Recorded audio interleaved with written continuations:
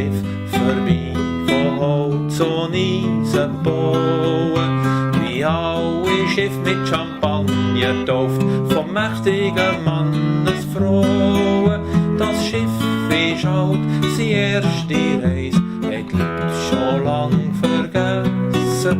Und die Sterne, die sich mal besinnen können, nicht zählen und nicht messen.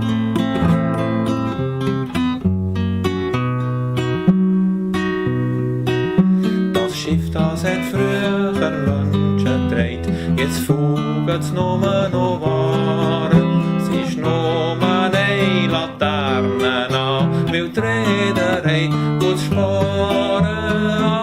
Aber das Licht vom Mond, das rinnt über Chemie und Masten. Und das Meer wird zum Kaleidoskop mit blauen Träumen im Kasten.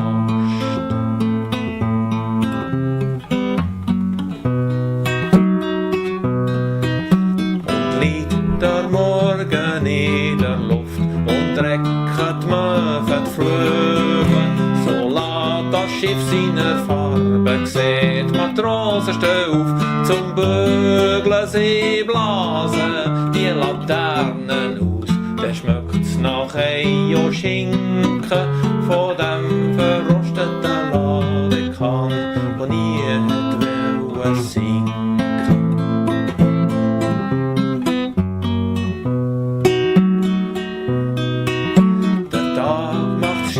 Zum stumpfen Flug, der zieht der Weisse vor. Und das Kreisch vom Möwen mischt sich mit dem Tuckern vom Motor. Die Matrosen ziehen Fahnen auf, ein Frühlingstuch muss winken von dem verrosteten Nuss.